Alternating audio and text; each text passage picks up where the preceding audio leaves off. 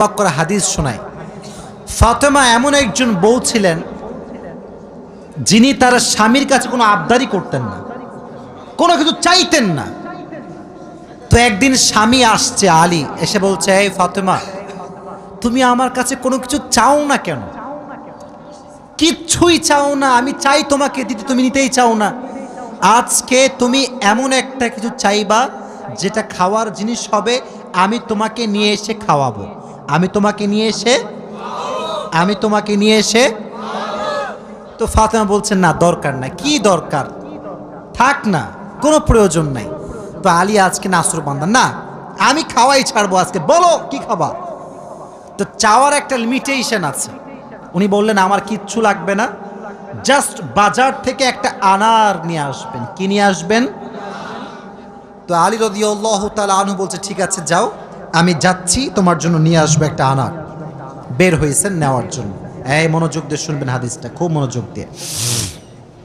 বাজার থেকে একটা আনার কিনেছেন, কিনে যখন বাসায় ব্যাক করবেন, হঠাৎ করে একজন গরিব মানুষ আসছে, সে বলছে, আলী, আজ 3 দিন যাবত আমার পেটে কোনো খানা নাই, আমি বড় হত দরিদ্র মানুষ, খুবই ক্ষুধার্ত মানুষ, তুমি কি আমাকে কিছু খাওয়াতে পারবা?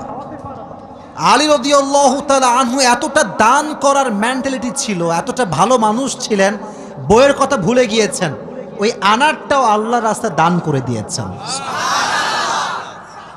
তো যখন আনার মানে হচ্ছে ডালিম, ডালিম, ডালিম। ও আচ্ছা, না বুঝলে বলা যাবে, কোনো সমস্যা নাই।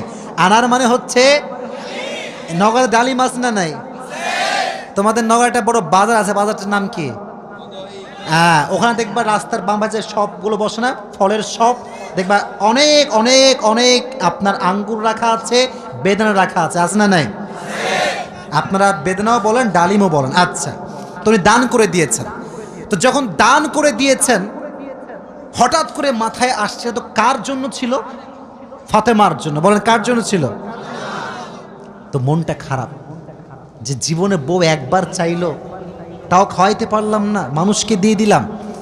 বাসায় আসছে, মনটা খুবই খারাপ। তো বউয়ের ভালোবাসা কাকে বলে খুব ভালো করে বুঝবেন। আলী যখন গেটটা খুলেছে, ফাতেমা যখন আলীর চেহারার দিকে তাকাইছে, বলছে, আলী, নিশ্চিত তুমি আমার বেদনা, আমার ডালিম তুমি আল্লাহর রাস্তায় দান করে দিয়েছো। সুবহানাল্লাহ পড়ে। তো বলছে ফাতেমা, আসলেই তাই, আমি দান করে দিয়ে আসছি। তো বলছে, আলী, তুমি যদি আমার জিনিসকে আল্লাহর রাস্তায় দান করে খুশি হও, আমি ফাতেমা তাতেই খুশি হয়ে গেলাম। অবাক করা বিষয় দেখেন, হঠাৎ করে একজন মানুষ বাসার গেটে নক করেছে, এই কেউ কি আছে বাসায়? গেট খুলেছে, তো দেখছে গেটের বাইরে দাঁড়িয়ে আছে একজন সাহাবী, তার নাম হচ্ছে সালমান ফারসি। তার নাম কি? এদিকে পেছনে কিয়ামত হয়ে যাক, তোমরা আমার দিকে তাকাও। তার নাম কি? সালমান ফারসি। বলছে, কি হয়েছে আপনার, হঠাৎ করে আপনি আমাদের বাসায় আসছেন? বলছে, নবীজি তোমার জন্য 9টি আনার হাদিয়া পাঠিয়েছেন। আপনার সুবহানাল্লাহ পড়তে পারলেন না? কয়টি আনার?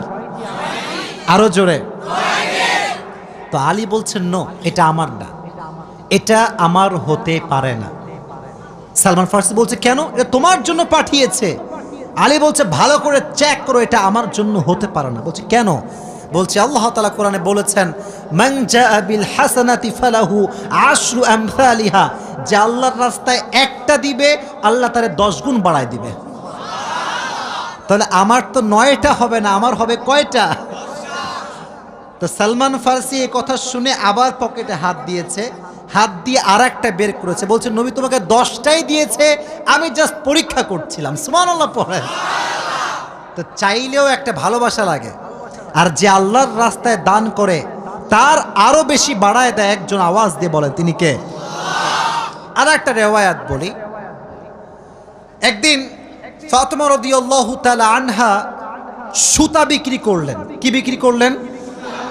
সুতার দাম হচ্ছে 6 দিরহাম। কয় দিরহাম? আচ্ছা, তো বলছে, হে আমার স্বামী আলী, 6 দিরহাম নিয়ে কয়েকটা রুটি নিয়ে আসো হাসান এবং হোসাইনের জন্য। কার জন্য? হাসান এবং হোসাইন কার সন্তান? ফাতেমা এবং আলীর সন্তান। তো অবাক করে একটা রেওয়ায়াত, আমি জাস্ট গতকালকে এটা পড়লাম, এটা আমি আগে জানতাম না। তো বের হয়েছে বাসার থেকে রুটি কিনবার জন্য। কি কিনবার জন্য? রুটি কিনে ফেলেছে। Just he was coming back to home, বাসায় আসছিলেন। হঠাৎ করেই গরিব আসছে, অসহায় মানুষ। আলী, কিচ্ছু নাই পেটে খাওয়ার মতো, তুমি কিছু দিতে পারবা? আলীর মনোমাইন্ড এতটা বড় ছিল, যা কিনতে গিয়েছিল ফ্যামিলির জন্য ওইটাও আল্লাহ রাস্তায় দান করে দিয়েছে। জোরে সোরে পড়ুন সুবহানাল্লাহ। সন্তানের জন্য খাবার আপনি কিনেছেন, কিন্তু দান করে দিয়েছেন, কিন্তু ভেতরে একটা কষ্ট আছে না নাই? দেখো এই যুবকেরা, প্লিজ প্লিজ লাফালাফি করো না, এদিকে আমার দিকে একদম স্থির হয়ে থাকো, চুপচাপ স্থির থাকো। কারণ নওগাঁর মানুষ তো এরা অভদ্র ঘরের সন্তান, এরা সব ভদ্র ঘরের সন্তান, ঠিক না? চুপচাপ থাকেন। তো যখন ফিরে আসবেন, হঠাৎ করে একজন লোক আসছে, এসে বলছে, আলী তুমি কি এই উটটা কিনবা?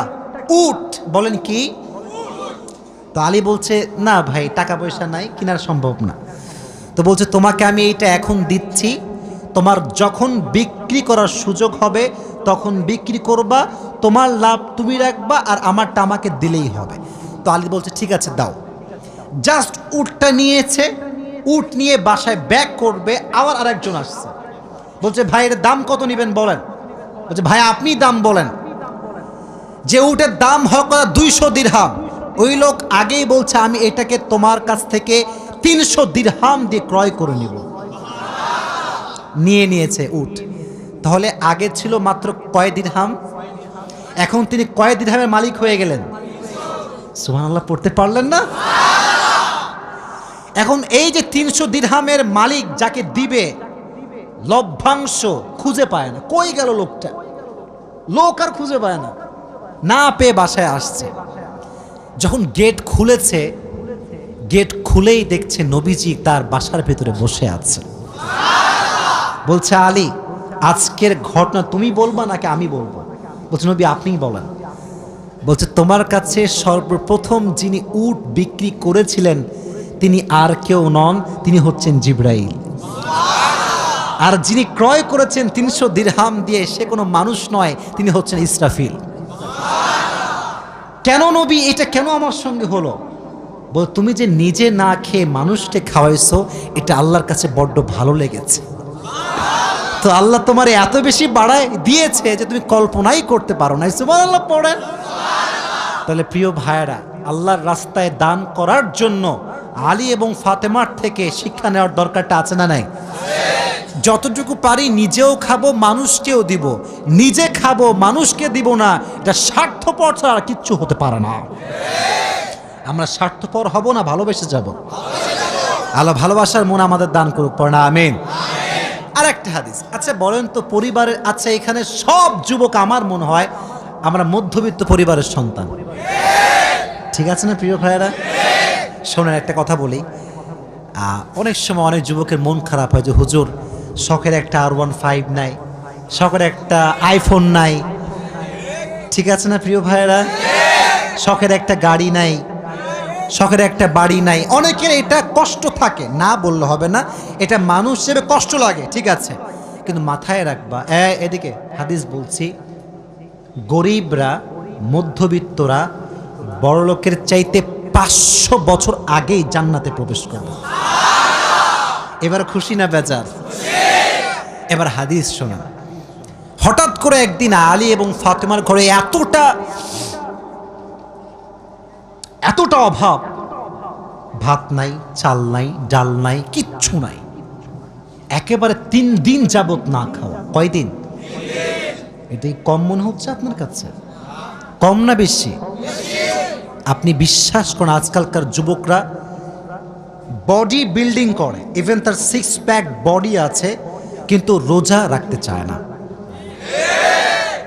এই এলাকায় মনে হয় নাই? খবর লাগাবেন না, আপনার ভাবিও রোজা রাখে না, খবর লাগায় না। আপনি বলবেন যে ভাবি হোয়াট ইজ দিস, রোজা রাখেন না? এখন বলছে বাবা গায়ে শক্তি নাই, দুর্বল।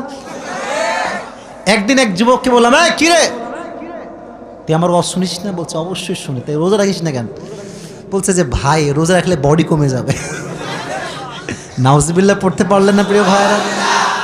কয়েকদিন যাবত না খাওয়া। এবার আলী রাদিয়াল্লাহু তাআলা আনহু বাধ্য হয়ে গিয়েছেন, আর পারছেন না। বলছে ফাতেমা যাও, বাবার কাছে যাও, বলো আব্বাজান বাসাতে খাবার মতো কিছু নাই, আপনার কাছে কিছু হবে খাওয়ার মতো? আহা!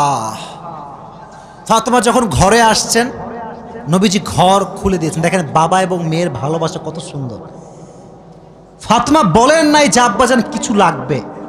যখন গেট খুলেছে, মেয়ের চেহারা দেখেছে, আব্বা বুঝে গিয়েছে মেয়েটা আমার ক্ষুধার্ত হয়ে আমার কাছে এসেছে। সুবহানাল্লাহ পড়ে ডাক দিয়ে বলছে ফাতেমা তোমার অবস্থা কি বলো, কি হয়েছে তোমার? ফাতেমা রাদিয়াল্লাহু তাআলা আনহা ডাক দিয়ে বলছে আব্বাজান আজ 3 দিন যাবত আমাদের বাসায় কোনো ভাত নাই, ডাল নাই, চাল নাই, গোস্ত নাই, কিচ্ছু নাই। আমি আপনার কাছে একজন ক্ষুধার্ত নারী হয়ে এসেছি কিছু নেওয়ার জন্য। তো নবীজি বলছেন এই যুবকেরা এদিকে তাকাও। বলছে ফাতেমা আমার কাছে 5টা বকরি আছে, 5টা দোয়া আছে। 5টা বকরিও আছে, 5টা ধামরাটের ভাইয়েরা 5টা দোয়া আছে, 5টা বকরি আছে। তুমি কোনটা নিতে চাও? Which one you want select? তো ফাতেমা বলছে নবী হে আমার বকরি লাগবে না, আমাকে দোয়া শিখাই দিলেই হবে। পরীক্ষায় পাস। দোয়াটা আমার সঙ্গে সবাই পড়েন, সকলে আমার চোখে চোখ রাখেন, সবাই পড়েন ইয়া আউয়ালাল আউয়ালিন ইয়া আখিরাল আখিরিন ইয়া যাল কুওয়াতিল মাতিন ইয়া রাহিমাল মাসাকিন ইয়া আরহামার রাহিমিন। আমি জানি যে এটা এখনই মুখস্থ করা সম্ভব না, তবে এটা আগামীকাল কোথায় যাবে? হ্যাঁ মাশাআল্লাহ, সার্চ করবেন, ডাউনলোড দিবেন, এখানে কাট করে নিয়ে আসবেন। এই দোয়াটা you have to repeat after me, বারবার বারবার বারবার। নবীজি বলেছেন এই দোয়া যে যত বেশি পড়বে তার রিজিকে বরকত তত বেশি বেড়ে যাবে। এই দোয়াটা আমরা বেশি বেশি পাঠ করবো তো ইনশাআল্লাহ। এবার ফাতেমা আলীর কাছে ব্যাক করেছে। আলী বলছে ফাতেমা তোমার হাতে গোস্ত কোথায়, ভাত কোথায়, খাবার কোথায়? তোমার হাত তো খালি, কোথায় আমার খাবার? তুমি তো খালি হাতে ফিরে এসেছো। বলছে আলী আমার হাত খালি না, আমার হাত ভরপুর আছে। বলছে কিভাবে? বলতেছে যে যাহাবতু লিদ দুনিয়া ওয়া জিতু বিল আখিরা, আমি নবীর কাছে দুনিয়া চাওয়ার জন্য গিয়েছিলাম, নবী আমাকে আখিরাত দিয়ে ফিরাই দিয়েছে। আমি আখিরাত নিয়ে তোমার কাছে এসেছি। তো আলী এবার নিজেই আসছে। ডানের যুবকরা কিরে আমার দিকে তাকাও। এবার নিজে কে আসছে? আলী। বলে এবার কে আসছে? নবী হে অভাব, খাবার দাবার কিচ্ছু নাই। নবী এবার সংখ্যা বাড়ায় দিয়েছে। বলছে আমার কাছে 5000 বকরি আছে আর 5টা দোয়া আছে, তুমি কোনটা চাও? আলী বলছে নবী 5000 বকরি নয়, 5টা দোয়া হলেই চলবে। কতটা আল্লাহর উপরে ভরসা চিন্তা করেন। আমার মতো আপনার মতো মদন হইলে আগে বকরি দেন, তারপর দোয়া দেখা যায়। ঠিক কিনা যুবক ভাইরা বলো? শুধু এইটা, বিপদে পড়লে মানুষ সুদও খায়, ঘুষও দেয়। আল্লাহর উপরে ভরসা করে কিছু থামবে, দোয়া করবে, তাহাজ্জুদ পড়বে, এই সবর মানুষের মাঝে নাই। ঠিক কিনা যুবক ভাইরা বল? এজন্য আমাদের অভাব আসলে, দুঃখ আসলে আমরা ভরসা করব একজনকে। আওয়াজ দিয়ে বলেন তিনি কে? আপনারা মনে হয় বিরক্ত হয়ে গেছেন, আমি দোয়া করে দিব, তাই না? না না, বিরক্ত হয়ে গেছেন মনে হয় না। আসলে খুব ভালো লাগলো এই বিষয়টা যে আপনারা এতটা আগ্রহী যে বৃষ্টি হচ্ছিল তা আপনারা জান নাই। এটাই প্রমাণ করে নওগাঁর মানুষ ইসলাম প্রেমিক মানুষ, কোরআন প্রেমিক মানুষেরা।